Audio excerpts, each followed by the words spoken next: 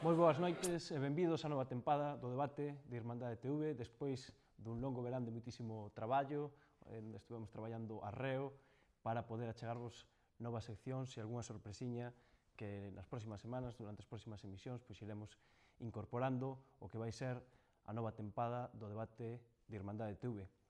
Tamén hai novidades en Irmandade TV, acaba de nacer o Caleidoscopio, un programa de entrevistas que presenta Pedro Alonso, e próximamente tamén unha nova aposta musical desta casa de Irmandade TV, a Fouce Sonora, que vai conducir Roi Vázquez e que vai dar voz a todos os grupos galegos que están facendo tamén música en galego de todos os estilos.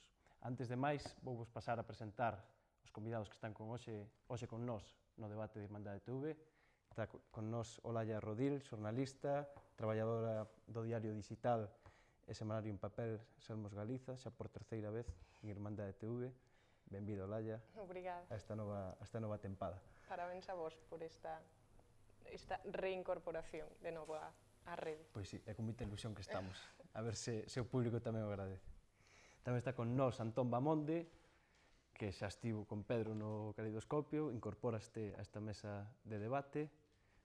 Benvido, Antón, eres filósofo, colaborador de moitísimos medios de comunicación, nomeadamente da sección de opinión del País. Benvida a túa casa. Bueno, gracias por convidarme e esperemos que isto abra unha nova ventá de pluralismo en Galicia que boa falta fai. Pois niso estamos. Finalmente, tamén nos acompaña San Carlos Ansia, traballador da Xunta de Galicia, expresidente do Comité de Empresa, militante político e sindical incansable. San Carlos, benvido tamén a esta nova tempada do debate. Boas noites e benvidos a vos tamén a esta loita por un país máis plural e máis democrático. Pois, como dicía Antón, nesas vamos a estar todas as semanas ao longo deste ano.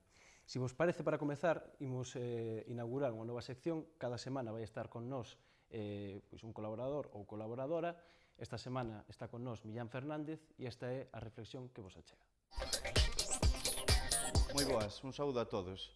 Antes de comenzar, quería agradecer a Aurelio e a equipa de Irmandade que me deixara colaborar todos os meses aquí con eles en Irmandade TV. Para min é un placer colaborar a facer unha televisión e comunicación alternativa. Ben, o día 13 de outubro celebrarase na parroquia de Montecubeiro, no concello de Castroverde, unha homenaxe aos represaliados polo franquismo.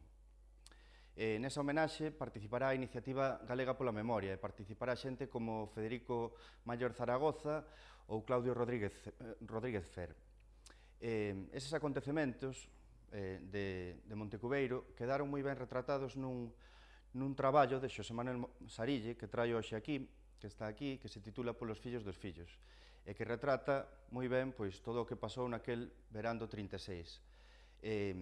Retrata o que significa o fascismo e como actuou con toda salvaxemente, no que Castelao retratou moi ben como a Galiza mártir e como o paso de Atila na Galiza.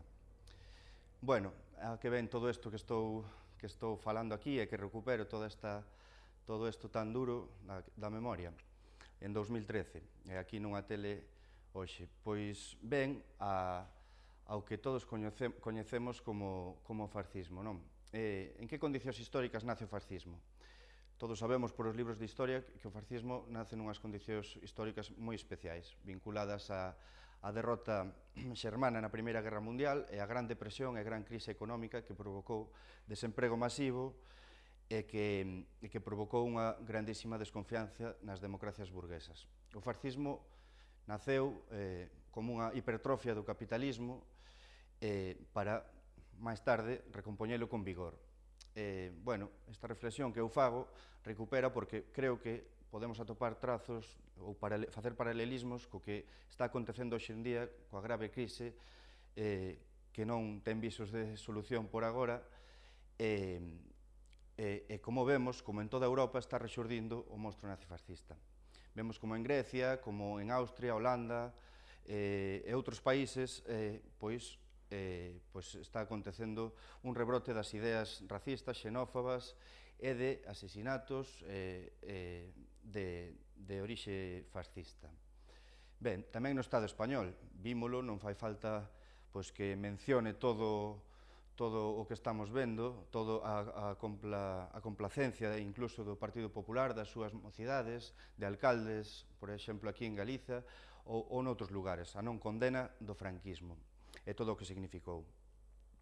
Por lo tanto, a miña reflexión é que se non estamos xa, hoxe en día, perante un episodio de alerta nazifascista, ou de rebrote, ou de que haxa perigo de que esas ideas volvan a penetrar na sociedade, que ademais fan moi ben aproveitando a crise socioeconómica a través da beneficencia social ante a retirada do estado de benestar. Por lo tanto, eu recupero unha idea que xa nos anos 80 se fixera en Galiza, e é que se organizara un comité antifascista onde todas as forzas e colectivos democráticos se puxeran de acordo dunha maneira unitaria para facer pedagogía e contrapropaganda fascista e para denunciar os feitos desta naturaleza. Eu pregúntolle aos que estades nas vosas casas e tamén aos contertulios que veñan despois se non creen que sería hora o mellor de ensaiar ou poñerse de acordo entre todas as forzas e colectivos democráticos para, aquí en Galiza, como noutras partes do Estado e de Europa, inaugurar ou fundar unha coordinadora antifascista. Pois nada máis, moitas gracias e vémonos para o mes que ven. Un saúdo. Bueno, pois esa era a reflexión de Millán Fernández. Olalla, que che parece o que nos comenta Millán, a proposta que nos fai? Pois parece unha reflexión moi interesante, non? E que ademais sí que está de actualidade polos últimos acontecementos dos que fomos testemunha, non? Non só na Galiza, senón tamén no Estado español.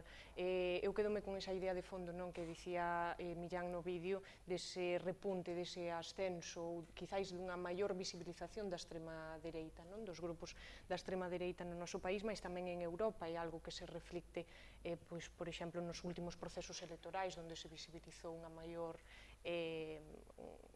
representación parlamentaria, por exemplo, no caso da Grecia, non, e de Amencer Dourado, que ademais acaban de ser detida a súa cúpula, non? Vemos ese repunte das ideas racistas, tamén o vivíamos nos últimos días, como dicía, no país, por exemplo, coas agresións que se foron denunciando por parte, lembro, dun militante de Esquerda Unida que foi agredido na rúa, non, nun bar, se non me lembro mal, aquí na capital, por grupos, non, de homófobos e racistas que empregan a violencia como única forma para agredir a quen non pensa como a eles. Lanzaba esa proposta ao final, Millán, a respeito, por exemplo, desa fundación ou desa creación dunha coordinadora nacional contra o fascismo. A min pareceme que evidentemente hai que fortalecer todas as ideas antifascistas, hai que combater o fascismo na rúa, nas institucións, evidentemente todas as organizacións teñen que apostar por reaxiren, non, a ese repunte e, por suposto, que calquera proposta que poida ir xermolando nese sentido, pois benvida sexa, non? Antón, hai risco de que a extrema dereita penetre con maior profundidade neste tempo de crise? Hombre, evidentemente a extrema dereita está medrando ao calor da crise, non? Ora, a comparación co fenómeno do 29 de entreguerras non estou seguro, porque naquele momento había un movimento obrero potente e había un combate entre dous sistemas sociais e había o perigo revolucionario. Isto non é o caso agora, non? Agora estáse procedendo a gran acumulación de capital, a unha polarización social enorme, a unha destrucción do estado de benestar, pero non hai perigo revolucionario. E eu diría que o fascismo non creo que vai a ter o papel central que tuvo en aquela época. Tal vez me equivoque, quero dicir, hai que estar atentos á ventana. Pero eu diría que, de momento, a destrucción do estado de benestar se está producindo sin grandes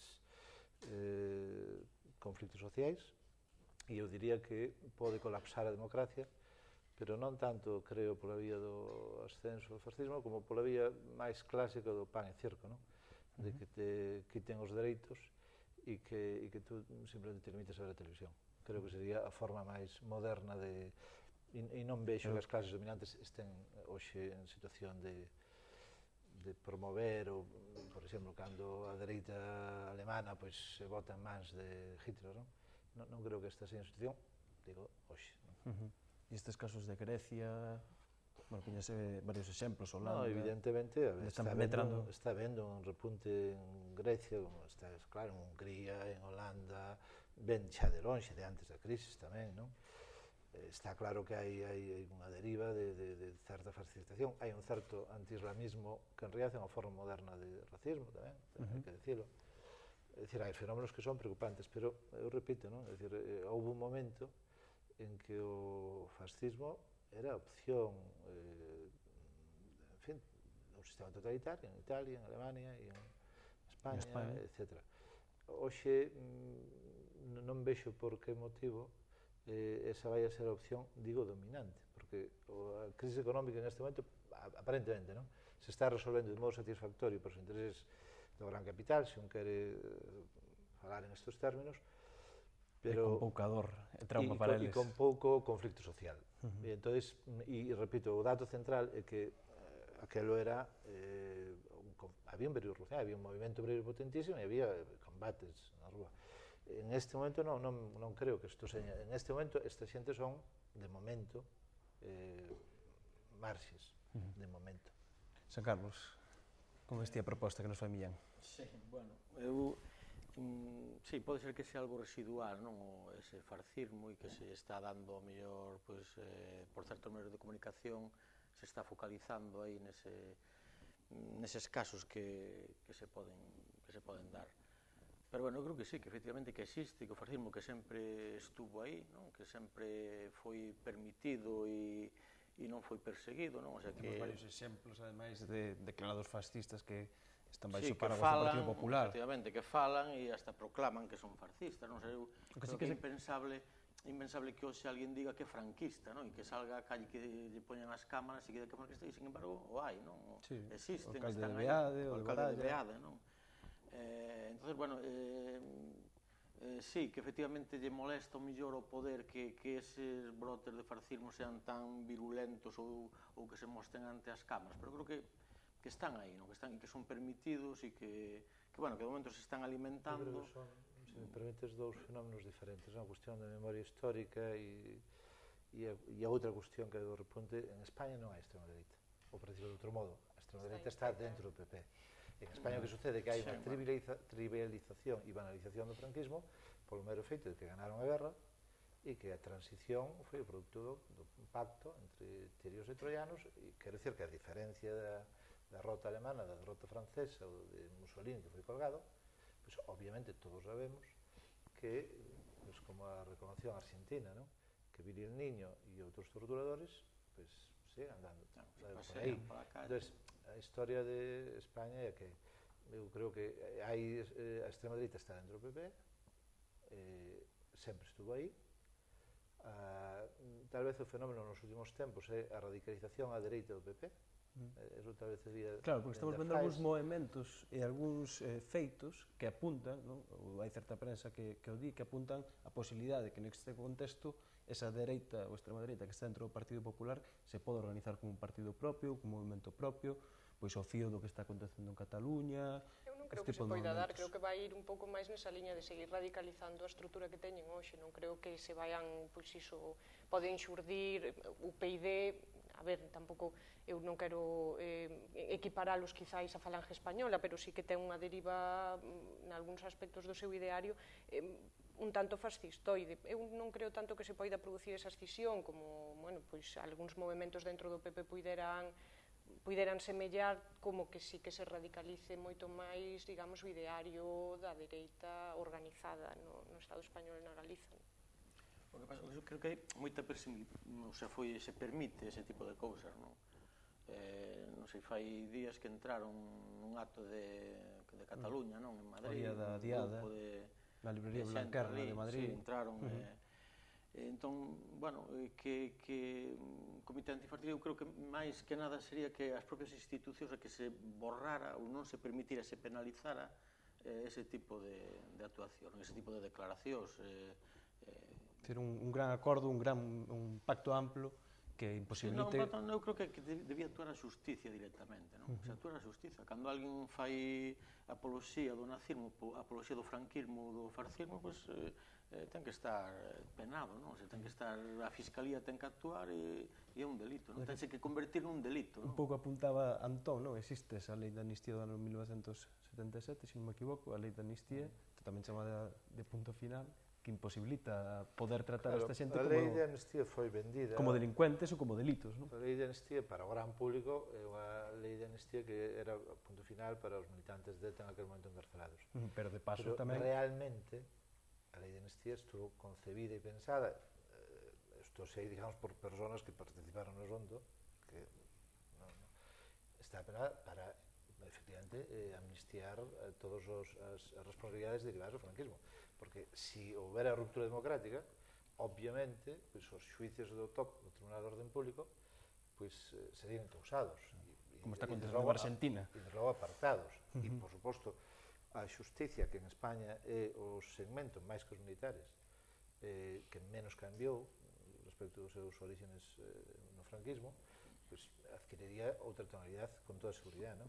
O mesmo podríamos decir de os mandos da policía, e etcétera, etcétera. Da Guardia Civil. Da Guardia Civil, etcétera. Pero, bueno, o asunto está que aquelo foi un empate técnico de transición. É dicir, que o certo é que non houbo capacidade de impoñer a ruptura democrática, é un dato, non?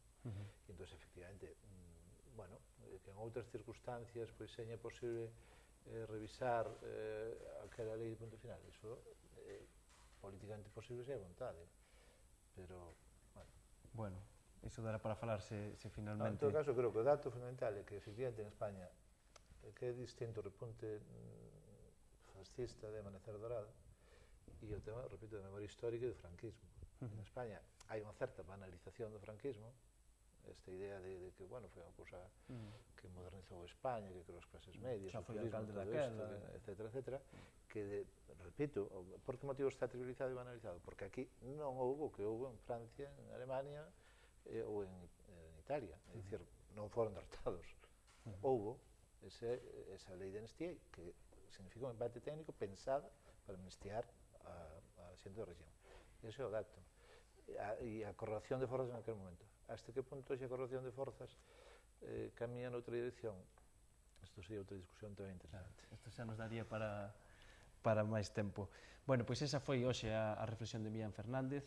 Cada semana vai estar un novo convidado e agora vamos a seguir con outro dos temas do programa de hoxe, un problema gravísimo que sigue padecendo o noso país, estrutural, ano tras ano falamos disto, e vamos a tratar con Miguel Agulló Canda de desvelar algunha das claves e buscar algunha das cuestións que poden estar producindo os lumes.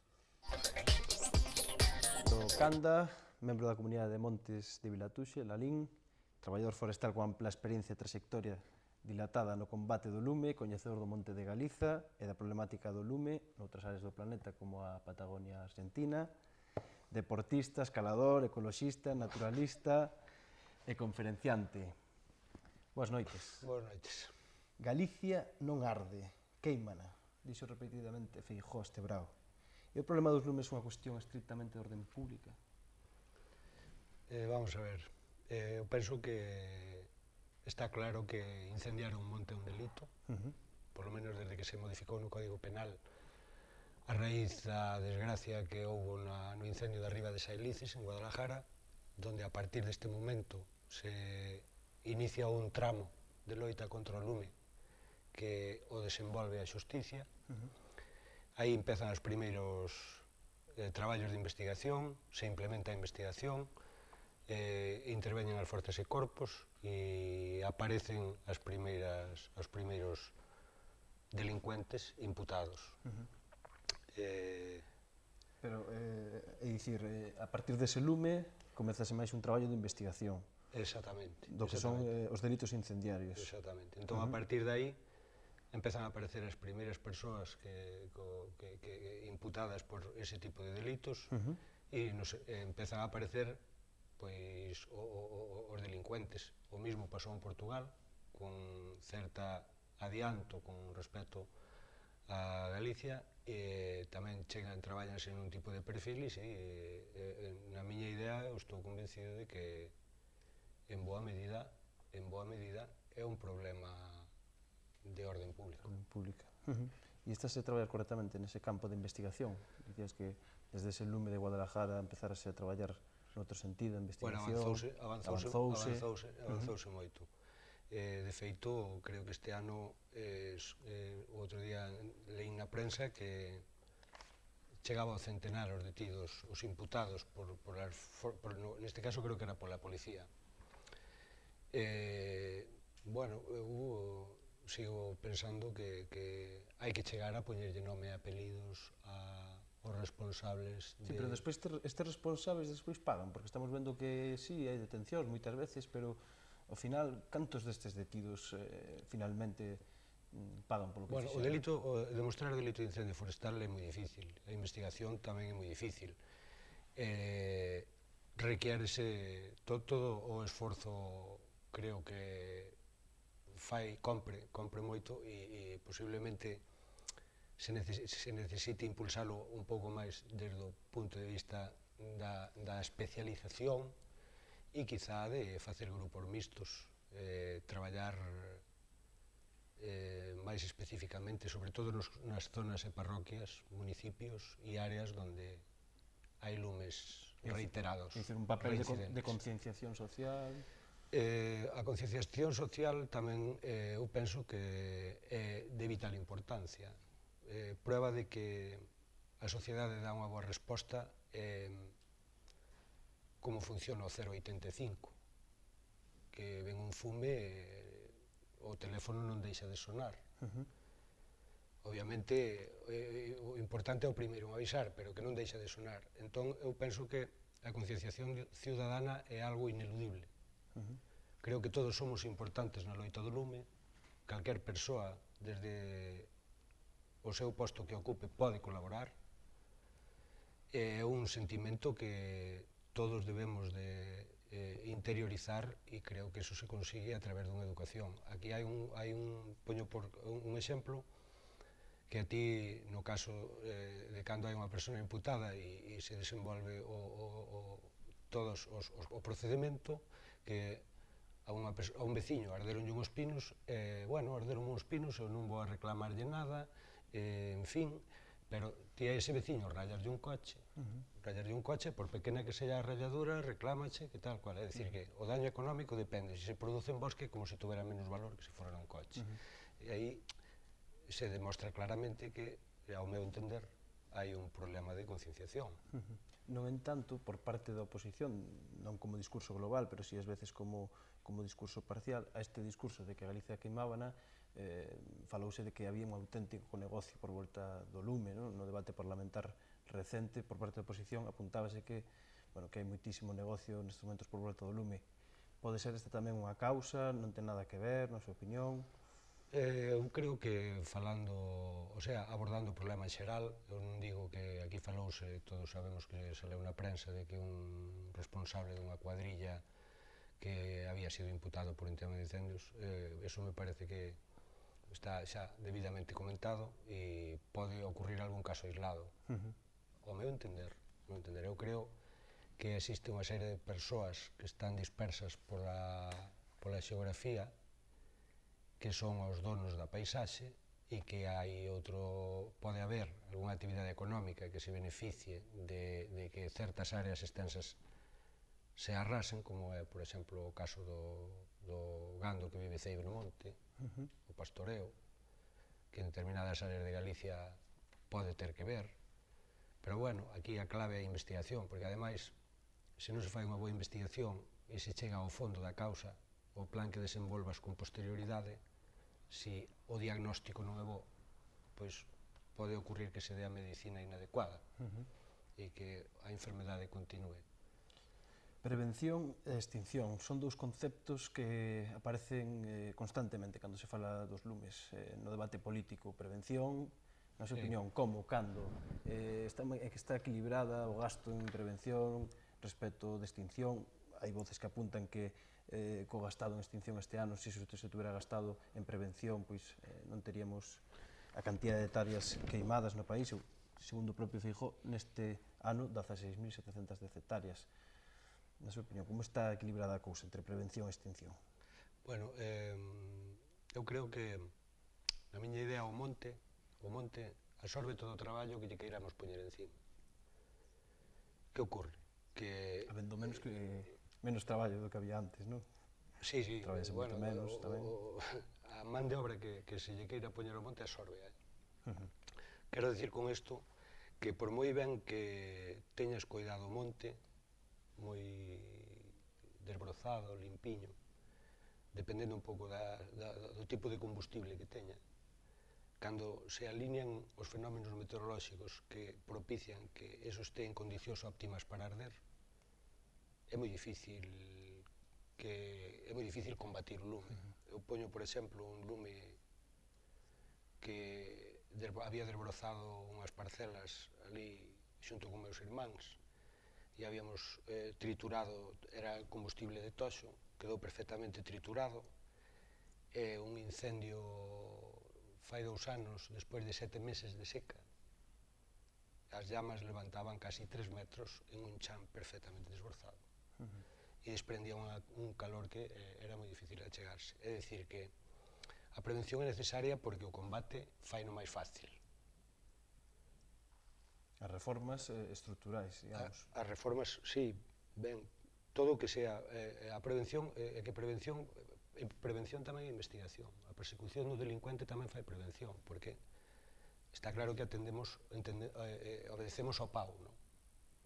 E cando se di ter limpo o monte, sería Ter importante. limpo o monte facilita moito a labor de extinción e permite que o lume se controle antes, pero non garantiza que eso non se vaya a queimar, porque tú tes unha semana de nordés con 30 grados de temperatura e 30 km por hora de vento, e iso unha cousa é comentarlo e outra cousa é facerlle frente. Xa para rematar, unha última preguntilla, non sei se vos despois tedes algunha. Moitas veces tamén tense falado do papel que poderían xogar as madeireiras. É un papel do pasado, un papel do presente, é un papel que é difícil definir. Eu aí, bueno, unha que non teño datos. Sí, sí. Unha que non teño datos. É moi habitual, por eso lle pregunto, porque normalmente a xente non ten datos destas cousas. Eu penso que a madeira queimada é un recurso para a industria moi deteriorado. Pola súa calidade. Sí, eu penso que perde calidade, dificulta moitísimo o traballo de explotación e complica casi todo. De feito, eu coñezo algún madeireiro que tiña madeira mercada e pagada e ardeulle. E claro, viña coa norma xa, porque está sujeto a un sistema de corta diferente, de trámite diferente. En caso de incendio. Sí, en caso de madeira queimada. E viña doblemente fastidiado. Ademais que toda a xente que vive do monte e que extrae materia prima do monte sabe que a madeira morta é un foco de infección e de problema para a masa sana. Alguna cuestión? Sí, bueno, San Carlos. Sí, eu tratei, conocín sindicalmente, non, a moitos traballadores da loita contra o lume, e eles sempre falan de varias cousas, non? Unha, a descoordinación que hai sempre a hora de apagar un lume, non? E sobre todo ahora cada vez máis, non? Porque estades Traxa, Seaga, os da Xunta, os do Concello, ora os dos militares, os de Protección Civil, o sea que e despois non hai un mando único, o sea, non ali, ou inda que parezca que o hai o que está en San Caetano, ao pé de lume parece que non, que eso que non existe, non? O sea, que non hai moita coordinación, non? E pois outra cousa que eu teño escoitado aos traballadores que dicen dos políticos, non? Da xente, dos todos, falo desde fai 20 anos, non? Que lles gusta moito aos políticos que se vexa que se está apagando o lume, pero non o que se apaga o lume, da igual, son que se vexa que se está apagando. Por eso moitas veces vemos, e sobre todo este verano, creo que máis que nunca, vense 20 hidroavións, 30 helicópteros, vense moito medio aéreo, e a xente dice, mira, están apagando, aí van os avións, aí van tal, non, están, o sea, dar esa imaxe de que se está apagando o lume, cando despois, a nivel de terra, as brigadas son mínimas, e este ano pois, foron totalmente diezmadas, non? O sea, se reduciu moito, non? Entón, eu creo que este ano dicían, algún sindicato máis denunciou que se gastou un 90% en medios aéreos, o presuposto de extinción da Xunta, e un 10% en medios terrestres, non? E era por esa política de ver que os ciudadanos vexamos que o lume se apaga moi rápido, que van os avións e os helicópteros, e iso que interesa, non? Ainda que despois pois arda moito e haxa moito que está ardendo ou que se deixa arder, non?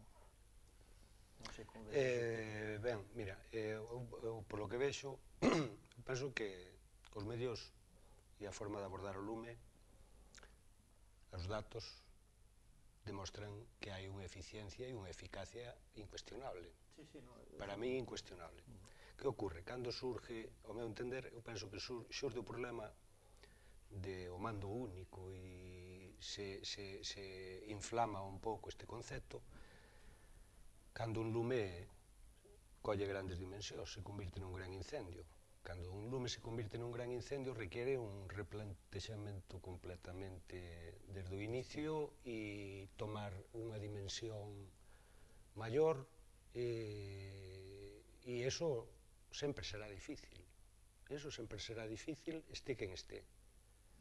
Logo, o reparto económico con respecto aos medios aéreos e aos medios terrestres. Os medios terrestres é verdade que este ano había cuadrillas que chegaban con poucos componentes, o cual tú contas, aquí estamos acostumbrados a ter cuadrillas de 6-7 personas, 8 persoas incluso, e cando chegan dúas con 3 porque un libra ou calquer problema que das librazas do personal, realmente eso se nota moito, sobre todo no primeiro ataque, no momento que chegas, que é o tempo máis valioso. Pero tamén hai que ter en conta que os medios aéreos nas zonas difíciles para chegar, donde os desplazamentos, porque tú podes chegar a unha área de monte e a chegar á zona de llama pode levar 25 minutos, e en 25 minutos, en lugar de chegar ti ao lume, chega ao lume onde a ti. Entonces, os medios aéreos son tamén moi importantes. Eu penso que escatimar esforzos nos medios en veráns como este que acabamos de pasar, pois eu creo que boa falta facían este verán, boa falta facían. O problema, ao meu entender, que ocorre con todo este tinglao de que o que queren ver é que aparezca, dar esta escenificación teatral de que hai un lume e tal. Eu penso que isto é que xa, despois de tantos anos de combatir os lumes, eu penso que o feito de empregar isto como ferramenta política de desgaste de un partido con outro, a min personalmente me parece que está moi desvirtuada a figura política aí, porque aquí un home ocurre ca violencia de xénero. Aquí non se mira se a señora era, cando un home mata a unha muller non se mira se ela era máis ou menos persona, é dicir, eso hai que condenalo. Pois o mesmo pasa con isto, ou pasa co terrorismo. Eu vexo así. Quizáis, retomando un pouco esa idea que lanzabas ti ao principio, esa frase dita polo presidente da Xunta de Galiza, o noso país non arde, o noso país queima, eu creo que de alguna maneira tamén se intentou dentro dese debate político solapar coa cuestión da orde pública, que evidentemente é innegável, que as persoas que prenden lume ao monte cometen un delito e polo tanto deben ser xuzgadas e penadas.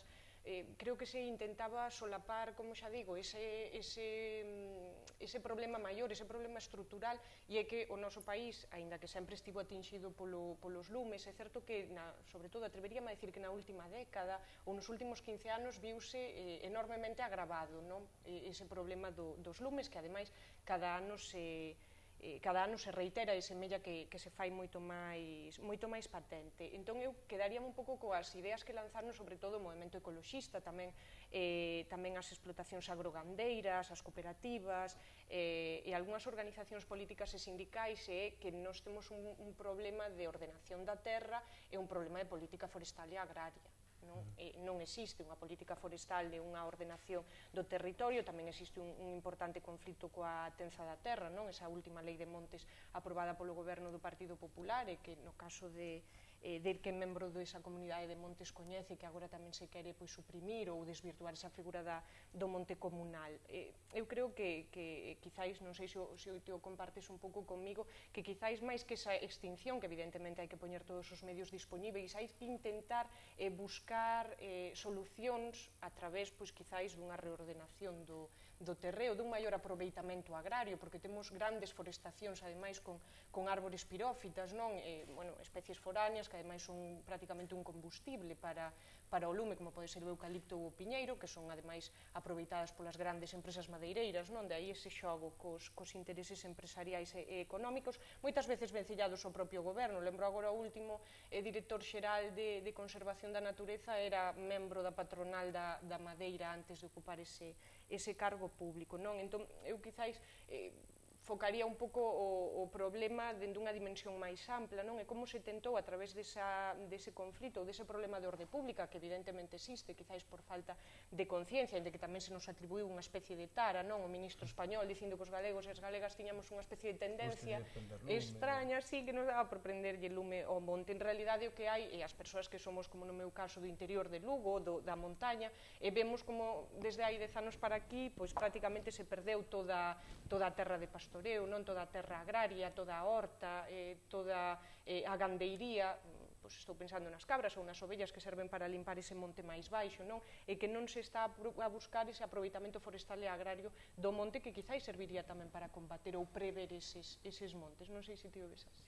Eu vexo que cando falas das masas monoespecíficas, ou falas do pastoreo, ou falas do abandono das terras, ese é un cóctel que hai que abordalo moi paso a paso e moi ordenadamente, porque o lume cando arde afecta a todo, afecta a pastoreo, afecta a todos os lados, non?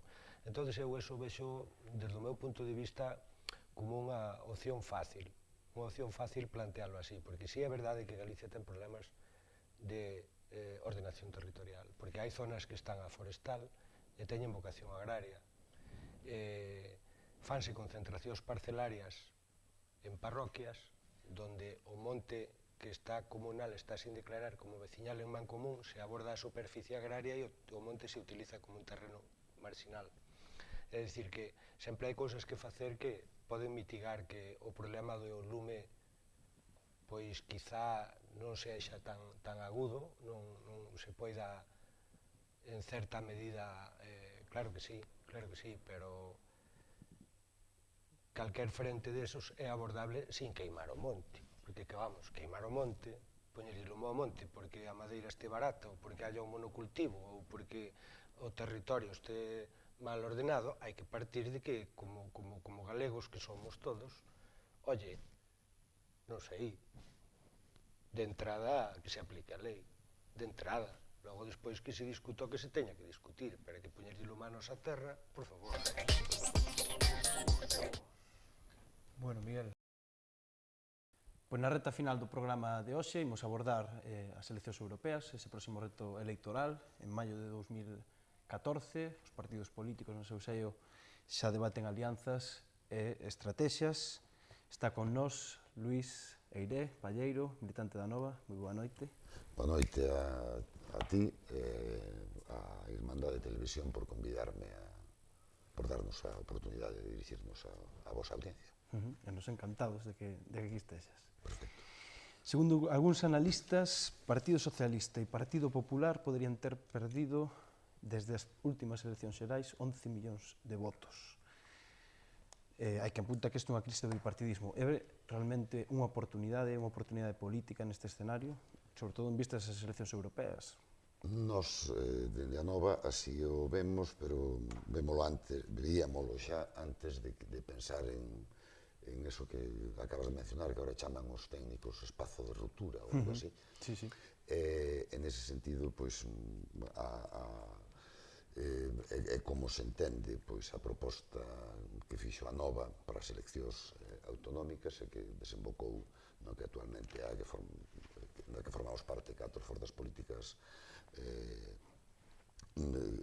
co resultado que houbo nas eleccións, pero o que se trata agora é nun proceso, propoñemos unha metodoloxía semellante a partir, en consecuencia cos acordos da Asamblea Nacional da Nova, e a partir da Nova, a Nova que propón é unha metodoloxía para enfrontar unha situación que caracterizaba ao principio o vosso colaborador Millán, cando interviña, facía a semellanza entre o que vivimos actualmente e o período de entreguerras e os riscos de emerxencia do fascismo, ainda que nós creemos que a situación é análoga, pode, si se resolve en clave do poder, que neste caso xa non é un capital monopolista do Estado, como era no período entre guerras, varios capitales monopolistas do Estado, senón o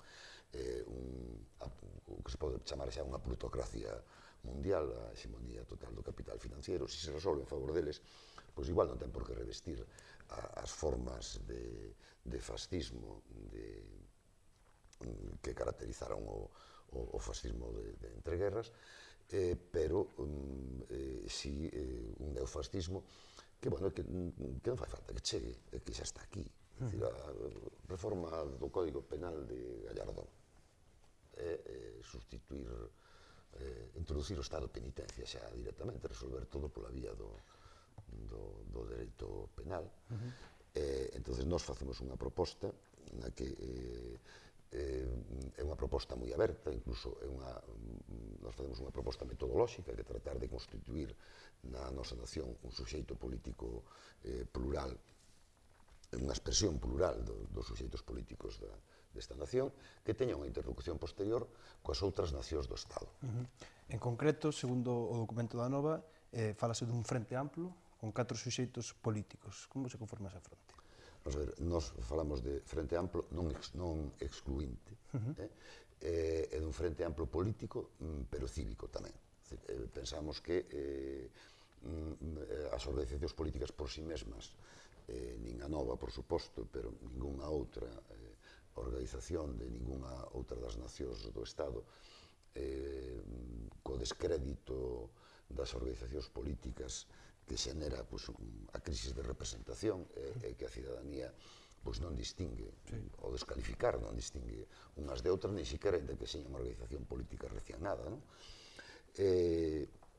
Creemos que é moi importante que idear, e nós non temos aínda a fórmula, idear xeitos de que os movimentos sociais que con maior ou menor intensidade, pero existen na Galiza e nas outras nacións do Estado, señan capaces de dar o salto a deixar de ser sectoriais, cando menos, e se é posible, que den o salto ao nivel político de xeito análogo, como se ten producido recentemente en Latinoamérica, con formas distintas. Pero concretando un pouquiño, vostedes falan de 4 suxeitos políticos, de 4 nacións, falan de Galiza, Euskal Herria, Cataluña e despois España en estrito senso. Dicir, de alguma maneira o documento que ven a dicir é que o acordo electoral de caras europeas estaría integrado por estes 4 suxeitos. Quen conformaría esos suxeitos? Que organizacións? Ademais de que se podan adherir ás organizacións cívicas, pero que impulsa este suxeito, a conformación do suxeito? Por exemplo, en Euskal Herria, en Cataluña ou aquí en Galiza. Despois entraremos máis a fondo. Só unha precisión por cuestións de diplomacia e falar de países cataláns, donde a conformación interna e a autoorganización é unha das cousas que poñemos ademais no papel, que queremos abrir a interlocución con quen estea disposto a facer procesos análogos, pero con máis estricto respecto á capacidade, o dereito de autoorganización das nacións. Pois falando dos países cataláns. Feita esa precisión, a metodoloxía que propoñemos é unha secuencia que sería, primeiro, tentar de constituir en Galicia ese suxeito político plural. Nos dirixímonos en Galiza a que sobre bases netamente nacionalistas se faga un acordo político que poda incluir a organizacións que non señan nacionalistas. Ben, entón, o BNG nese caso sería un aliado prioritario. Nos de feito... Se o acordo forte e nacionalista no país, antes de ir a esa conformación de Frente Amplo estatal... Non, estou falando de sobrecontidos, o acordo sobre contidos netamente nacionalistas, constituir un suxeito político plural no que se poden incorporar aquelas organizacións que non sendo nacionalistas o asuman. Por poñer un exemplo, en Alternativa Galega de Esquerdas, unha das liñas, das 21 liñas programáticas, que conforman o acordo electoral, é a loita pola liberación nacional e social de Galiza, tamén na acción institucional. Entonces, neses termos, nos creemos que hai que tentar facer ese suxeito político plural, pero o que non quere decir é que non estemos ao mesmo tempo tendo interlocución con quen está interesado no mismo noutras nacións no Estado.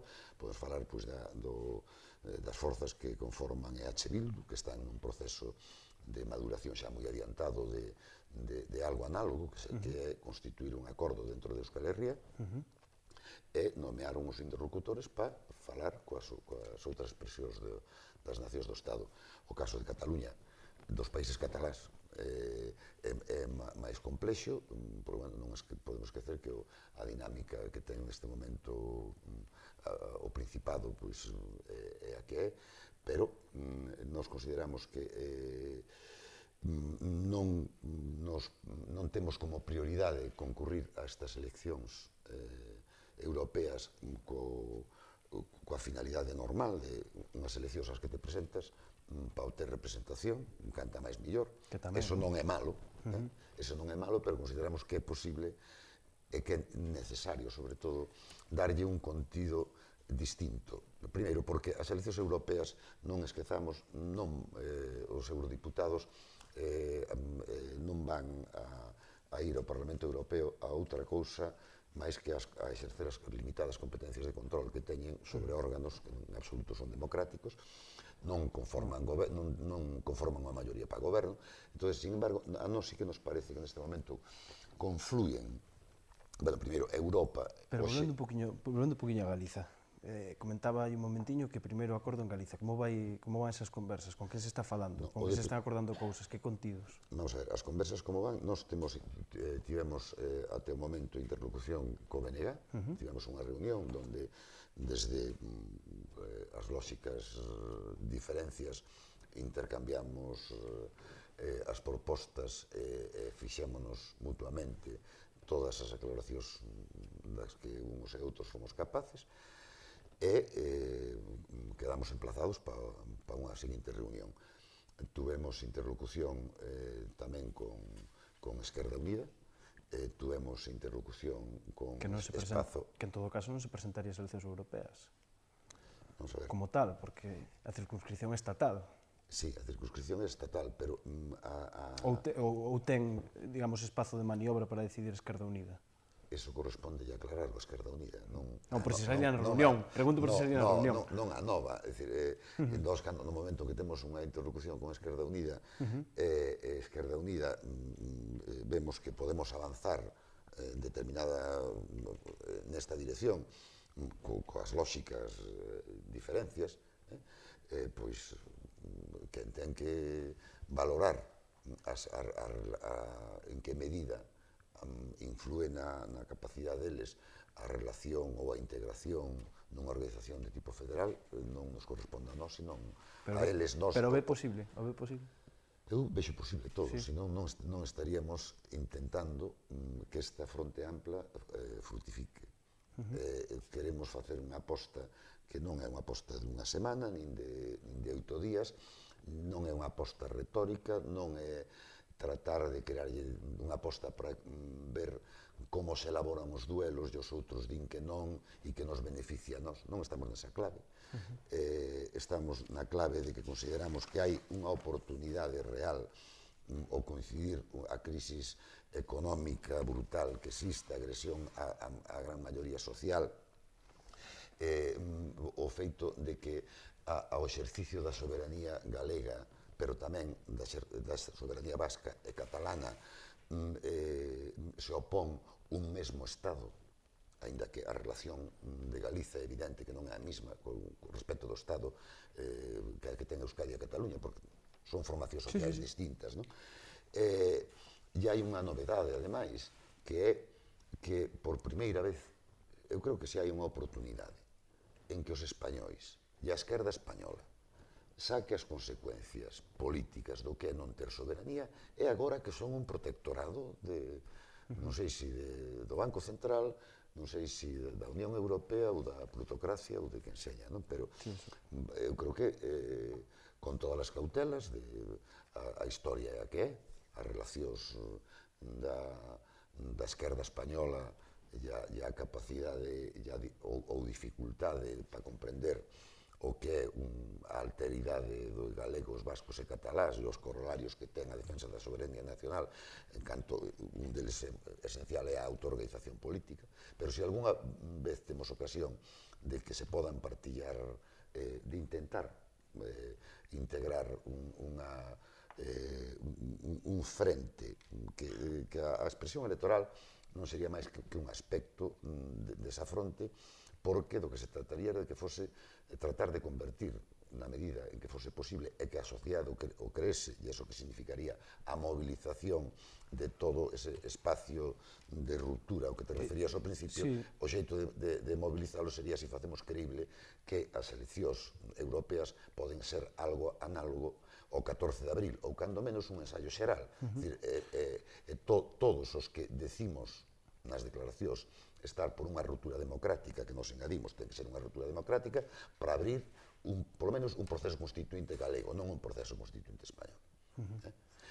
Antes de darvos a palabra a algún de vos, recuperando a cuestión do espazo de ruptura, hai algúns teóricos que respecto a esta cuestión están dicindo que se cadra a Izquierda Unida non representaría tanto este espazo de ruptura porque representa a bella esquerda española do século XX e porque é máis unha formación política que participou da gobernanza do Estado, de darse o marco constitucional do ano 78, está ou non está nese espazo de ruptura? Vamos a ver, como esquerda.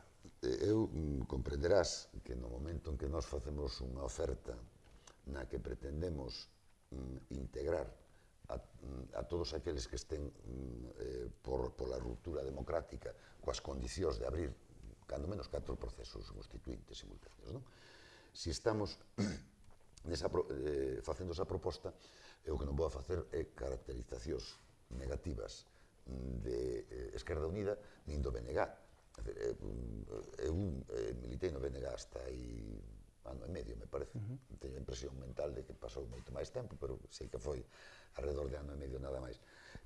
Sin embargo, a Nova non temos problema ningún en sentarnos co BNG, e o BNG non tivo problema tampouco en sentarse con nos a falar, o cal revela que todas e todos os que formamos parte da maioría social agredida somos conscientes de que estamos vivindo un momento especialmente difícil e unha oportunidade, a porta da ruptura e de ganarlle o pulso ao sistema bipartidista, ao réximen da segunda restauración borbónica, podre como está por todas as esquinas, esa oportunidade é unha porta que está entreaberta e que temos que empuxar, pero que se pode pechar e resolver pola vía que decía Millán ao comenzo, pola vía do fascismo ou do neofascismo, máis ben.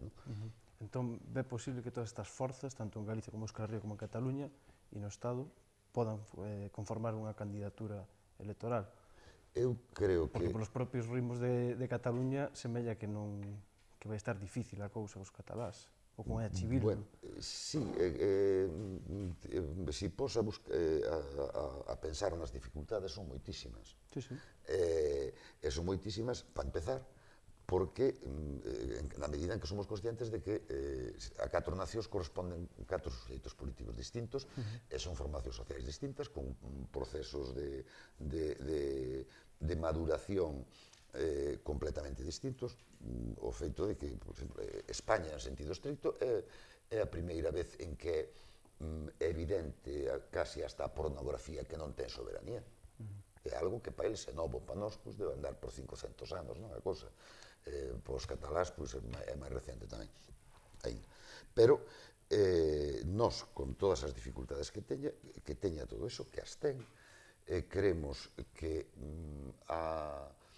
si é certo que existe ese espacio de ruptura de 11 millóns de votos, que non sei se é certo ou non, pero o que si percibimos todo o mundo é que hai moitísima xente que se sinte que o sistema político actual non o representa ou cando se sinte representada nunha determinada forza política, esa forza política non, o grupo de forzas políticas non son mayoritarios para cambiar as políticas. É preciso recuperar a capacidade de decidir de Galicia, o que chamamos a soberanía, e creemos que isto é compartido, que o partillamos con Euskal Herria, cos países cataláns, e queremos que tamén con España en sentido estricto. Entonces, hai que traballar neso. Paralelamente esta proposta está serteando outra tamén. Ou 4, distintas probablemente. Ou 4. Pero, curiosamente, todas o que se está tecendo de complicidades teñen en común unha confrontación co réximen político que todos identificamos como un réximen político decrépito e unha oportunidade de ruptura. Seña pola vía catalana, entendendo vía catalana na doble acepción do cordón, no que, por certo, emocionoume moitísimo participar deses 400 kilómetros de xente, que había varias reas de persoas en moitos tramos, sea esa acepción e a outra que é o camiño que emprenderon cara á secesión, pero tamén é certo que eles non deixan de percibir que un dos obstáculos que teñen o plazo en que realicen a consulta, ou incluso xa antes, é un réximen político que non está pola labor. Non digo que non seña posible a vía catalana, porque a potencia social do Principado neste momento eu percibina polo menos como grandísima, pero desde logo non lles estorba nada que se lograra un final da segunda restauración borbónica, porque facilitaríalles moito as cousas a nós tamén, a Euskal Herria tamén, e queremos convencer a esquerda española de que a eles tamén. Pois a ver como vai indo. Vamos a ver un poquinho a mesa. Olaya. A ver, eu por lanzar unha dobre pregunta, xa así tampouco ocupo moito máis tempo ás persoas que tamén acompañan na mesa, non? Unha primeira é se recibiron xa algunha resposta ou cando menos unha primeira reacción por parte desas forzas do soberanismo vasco e catalán, non? Desa acollida en primeira instancia da proposta que lanza Nova, e a outra se xa desbotan case que por completo a posibilidade de que se artelle na Galiza unha candidatura soberanista, non? Na que non teña presenza Esquerda Unida, porque, non sei, corríxeme se me equivoco, pero coido que os estatutos de Izquierda Unida a nivel federal contemplan que a capacidade de decisión a hora de artellar a política europea estatal é unha competencia exclusiva da propia Izquierda Unida federal. Eu teño lido así, pero, bueno, quizáis non é... É dicir, que Esquerda Unida non podería concorrer de maneira independente na Galiza sin ser nunha candidatura artellada desde Madrid. Entón, esas dúas preguntas. Desbotan, por unha banda, esa candidatura soberanista da Galiza, e pola outra, se recibiron xa algún tipo de reacción por parte de Euskal Herria e os países cataláns. Bueno, a segunda pregunta non desbotamos nada. Se desbotáramos non estaríamos planteando o que estamos plantexando. Insisto, a nós non nos corresponde decir nin interpretar os estatutos de Esquerda Unida e Izquierda Unida, nin a relación que teñan. Nos o que queremos é que as cousas consíguense intentándoas. Podes intentalas e non conseguilas, evidentemente, pero ese aspecto da relación de Izquierda Unida con Esquerda Unida ou a inversa corresponde resolvero a eles.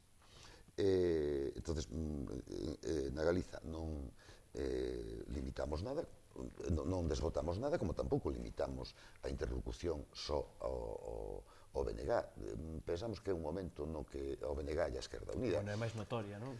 Sí, para os xornalistas, pois a mellor é a que máis vos chama a atención e ten máis morbo, se tivemos unha expresión aí ano e medio, vernos xuntos outra vez. Para a propia militancia os votantes, imagino que será importante tamén estas cuestións. Sí, pero é importante tamén cualitativamente. Eu creo que aquí neste momento é importante todo o que sume. Nós non vamos a, se decimos fronte ampla non excluinte, non vamos a excluir a ninguén de antemán. Si resulta que logramos que sería o primeiro triunfo, sería lograr que partíasemos a metodoloxía e a importancia de constituirmos na Galiza un suxeito, unha expresión política plural, insisto, sobre bases nacionalistas, pero que estuvese aberto a quen non fose ideolóxicamente nacionalista. Sempre cando, pois, asumise unha serie de cosas, entre outras, algo esencial como é a autoorganización. Si unha organización política que está incardinada a nivel de Estado, de xeito federal, que pode ser cos estatutos que acaba de mencionar Olalla, non o sei, de verdad. Na medida en que asuma esta metodoloxía e si remata participando desto, estará non só asumindo ritualmente a autodeterminación e a soberanía da nosa nación, sino que estará exercendo na práctica un dos corolarios fundamentais da soberanía que é a autoorganización política.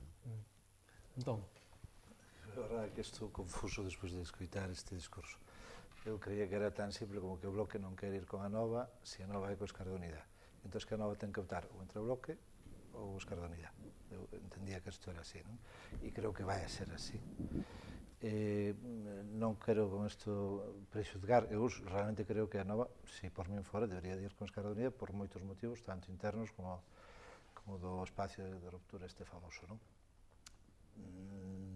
Ahora, en fin, repito, ahora xa estou confuso con todo este escenario, porque, efectivamente, eu, indo a cuestión de fondo, vamos a ver, eu realmente non creo que as cousas vayan a cambiar tanto. A mí o que me sorprende da actual destrucción do magro Estado en España é a escasa resposta social. A mí me parece que é o máis sorprendente. E, por tanto, creo que a recomposición electoral e política vai a ser menor do que algúns presumen.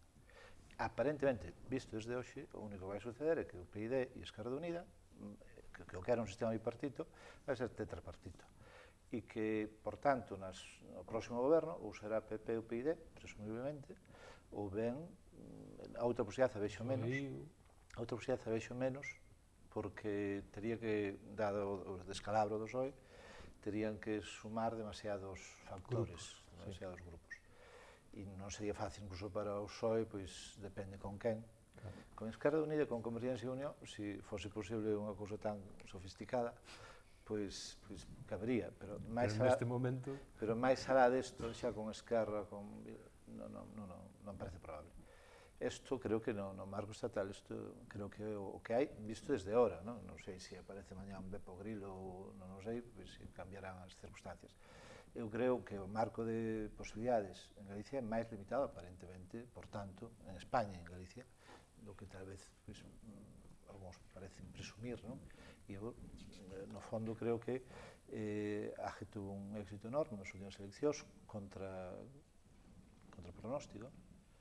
Eu creo que en gran medida pola coalición, porque rompeu os espacios políticos tal como están consolidados. E eu, visto desde o exterior das forças políticas, máis ben a reflexión que me faigo é o Partido Socialista parece, é como se todos os tres partidos de oposición foran conservadores, cada un o seu propio modo. O Bloque sigue obstinado en demostrar que a Nova non é tan nacionalista pata negra como se supón que debería de serlo.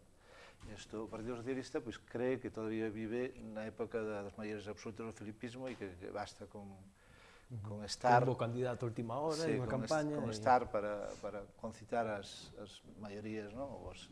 Supoño que confían en que o desgaste da Nova, do Bloque e tal, pois este nunha posible recomposición que lles poda volver a ser a segunda forza despois do PP. E respecto da Nova, a mí me sorprende no último ano é a parálisis, con todos os respetos. Quer dizer, o feito de que, así como aquel, en aquel momento foi moi rupturista, moi innovador, e digamos que sucedeu moi rápido e contra pronóstico, pois no último ano, bueno, fora das intervencións parlamentarias, en particular, pois claro, Beiras marca moito territorio, pois eu diría que o que noto pois é esa parálisis, esa falta de que non creo que seja positiva. E eu, ao final, creo que no que respecta as europeas, se vamos a eso, pois, ojalá houbera... Eres escéptico, non? Un pouquiño. Claro, eu sería partidario, porque para que houbera un espacio de ruptura, efectivamente, teria que haber unha candidatura moi amplia, e moi amplia en España, moi amplia en Galicia, con moitas forzas. Claro, o que pasa é que se é moi amplo, ao final, eso nos pode levar a inconcreción e ao final non concretarse pola propia dinámica, non? Ou non, se houbera ese punto de encontro, que hai moita xente que o que quere é romper ca segunda restauración e iniciar outra deriva. Pero que non me parece que este seña o caso, creo que ese é o caso de Izquierda Unida, e nada máis, e dos catalás, porque neste momento, bueno, que tampouco sabemos, eu presumo que ao final intentarán, a vía independentista ten os seus propios perigos, e, en fin, calquera que lea a prensa catalana sabe que procuran tentarse a roupa e bueno, ninguén sabe, creo, como pode acabar isto, non? Pero, bueno, eso, para non perderse, eu repito, creo que non parece probable que vai haber esa Syriza en España. Ojalá o vera, se por fora, pues mañá mismo. E, por tanto, aquí, eu creo que o marco de posibilidades de opción de novo é moi claro, non? Entre o Bloque e Esquerda Unida. San Carlos. Sí, bueno, eu diría que nos explicara ou que explicara o nacionalismo galego e o nacionalismo que votante, bueno, que o explican, non? O que pasa é que é moi difícil de entender, non? Todo, efectivamente, é un discurso rupturista, o tema do Estado, da ruptura, pero unirnos a un partido español, o sea, no nacionalismo sempre se catalogou a Izquierda Unida como un partido español, non?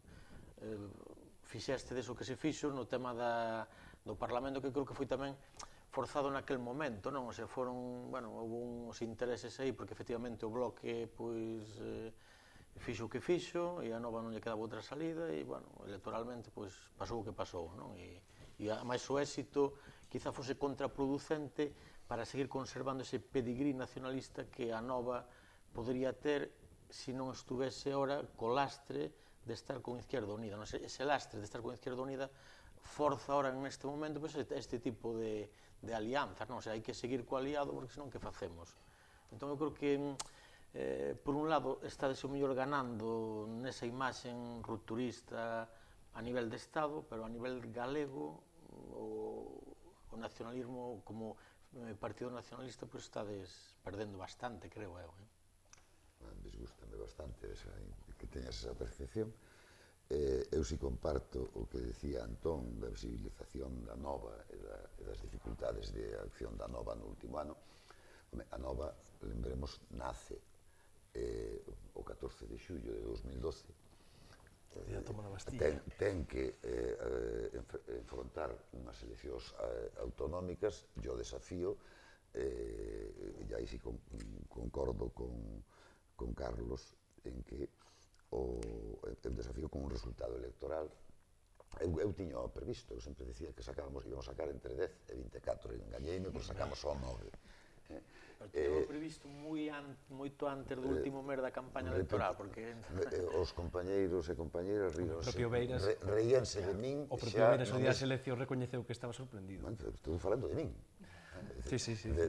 Eu soportei que se riran de min en xullo, en agosto, e en setembro, e en outubro, hasta a noite electoral, donde... Porque non eu só. Había unha impresión de que había un electorado orfo, pois entre o acordo e o papel relevante de Beiras que mencionaba Antón, o resultado non é da organización da Nova, aínda que fose moi importante a organización da Nova, e non fose irrelevante a dos outros marcas estupendas. Esquerda Unida, que hai que recordar que as enquisas previas lle daban o 5,5, é dicir, que superaría o límite para entrar no Parlamento, e, por tanto, daría parlamentarios en Coruña e Pontevedra, e Beiras que é unha marca por si mesmo, isto é obvio, non?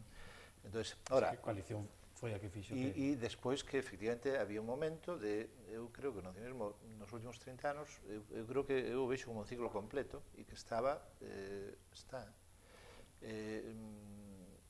Eu creo que non un período de autocrítica, pero debería de estalo, porque eu creo que os 30 anos o que fixeron foi acotar o seu espacio, achicalo. E o que a Nova lle deu, precisamente, foi unha ampliación non diría co coste de ir con a Esquerda Unida, sino máis ben co activo.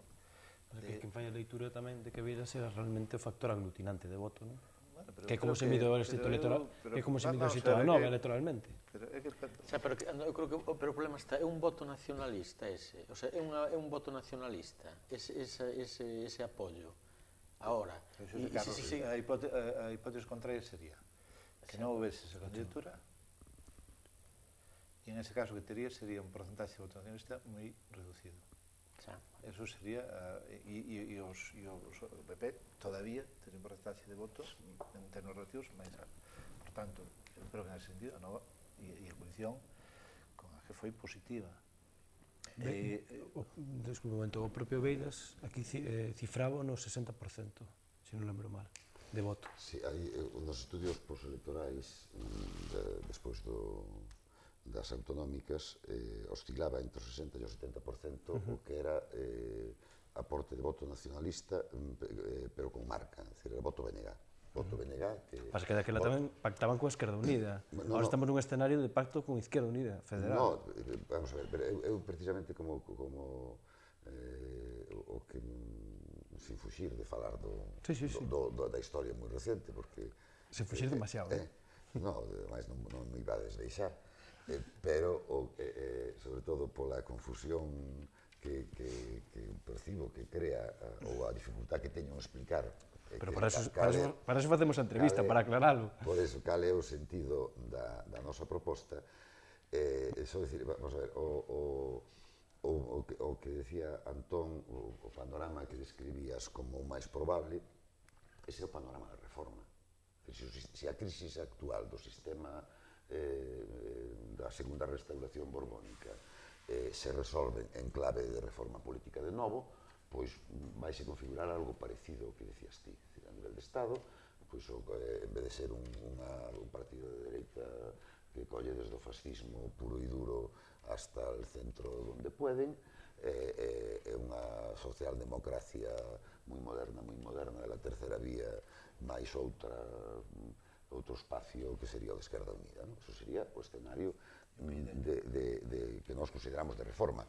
Nós o que pretendemos é o escenario de ruptura en donde si realmente o que nós pretendemos facer que non nós en solitario, aí vou a tratar a lembrar responderlle a Olalla algo que non lle respondín antes, que era o resultado da interlocución con Euskadi e con Cataluña. Na medida en que isto colla a corpo e seña o que nos gustaría que fose unha bola de neve, porque creemos que por parte dos aparatos dos partidos vai haber resistencias lóxicas en defender o propio, incluído en quen somos aparatiños como pode ser a Nova, en donde a postura conservadora da Nova é teño 200.000 votos con Izquierda Unida, ECO e Espacio Ecosocialista no Parlamento Galego. A postura conservadora é consolidar isto, porque isto para as municipales sitúanos nestas en aqueles condicións. Hai que facer leitura de que esa hipotética alianza electoral nas europeas consolidaría ese percorrido. Bueno, pero nós, colectivamente, a Nova, ademais, creo que por unanimidade na Coordinadora Nacional, despois da súa primeira Asamblea Nacional, ten unha proposta que non vai por ese lado, non vai por o lado do conservadurismo. O lado do conservadurismo, eu creo que non quere ser a aposta da Nova, aínda que tampouco considere, aludindo ao que decía antes Carlos, que en absoluto temos a percepción na Nova de que Esquerda Unida é un lastre. Esquerda Unida, igual que con ECO, con a dimensión menor da coalición, é certo, con ECO e con Espacio Ecogaleguista temos unha unidade de acción no Parlamento Galego que é por 4 anos, é pola legislatura, e ademais de un pacto con eles é un contrato coa cidadanía, e iso, pola nosa parte, o cumprimento disso vai ser sagrado, pero eso en absoluto limita a capacidade da Nova para tomar acordos, é unha unidade de acción. Para iso, expresamente, na nosa Asamblea Nacional, o que dicimos é falo de memoria, pero era algo así como pode resultar que en cada situación mesmo electoral resultar que se conformen coalicións distintas, non? Entonces, eso Dependendo do proceso, sí. claro, é un mandato asamblear. Entonces, nos poñemos no primeiro plano como algo que tería un efecto multiplicador sobre a forza soberanista que ten este país, que ten Galiza, pero non só como expresión ideolóxica, sino a forza soberanista na medida en que a xente cada vez é máis consciente, ve máis a medida que avanza o discurso de que non hai outra política posible. Isto é irremediable. Estamos facendo o único que se pode facer. Estamos facendo o único que se pode facer. É cousa de matemáticas. Isto é cousa de aritmética, e non sei que, non sei quanto. A medida que avanza ese discurso, tamén avanza unha resistencia a ese discurso que é xusto ser conscientes. O que pasa é que o que me están dicindo é que non temos capacidade de facer, non temos poder, non temos soberanía. Entonces, a esa loita, nesa loita poden converxer plataformas, movimentos moi activos que en absoluto se plantexan nada desde o punto de vista política, pero que están atacando en moitos casos o sistema en puntos moi febles, en algúns casos con éxitos que non podía, eu polo menos non soñaba hai 2 anos, refírome ás PA. Quen soñaba hai 2 anos que a loita contra os desafiuzamentos podía crear o zarandeo que lle produciu desde a policía a bombeiros, a xudicatura, que, bueno, non esquezamos que a xudicatura que temos, lembrando o que decía antes Millán, estamos como na República de Weimar, non? Sí, sí. Para rematar, Palleiro, que nos queda moi poquinho tempo. Sí, moi breve. Simplemente responderlle ou grano, contestarlle a Olalla indo ao grano que resultado hai da interlocución con Cataluña e con Euskadi. Nos tuvemos interlocución con todas as forzas, con 3 das 4 forzas que forman EH Bildu, a gas con alternativa. Temos interlocución, tuvemos e temos. Sabemos, porque nos lo explican, en que fase está o seu proceso de maduración. Curiosamente, no acordo que EH Bildu toma, no preacordo, porque está sendo sometido ás bases, elixen unha comisión para ter interlocución e non din coas outras nacións sin Estado, sino que di coas outras nacións do Estado. Non incluía a España, pero tampouco a excluye.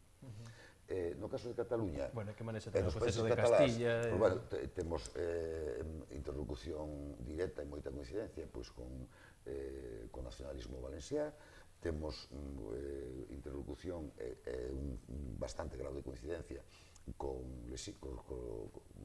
PSM, o Xeomés de Les Illes, en Cataluña, no Principado, con Esquerra Republicana, coas CUP, pero tamén con Iniciativa e con EUIA, sabendo de todas as dificultades que hai, pero vamos a seguir apostando. Isto non é unha aposta que vaya a caducar nunha semana, nin en 15 días, nin nun mes. Isto é un proceso que se chega a termo vai madurar, eu calculo que daqui a febreiro ou a mellor marzo.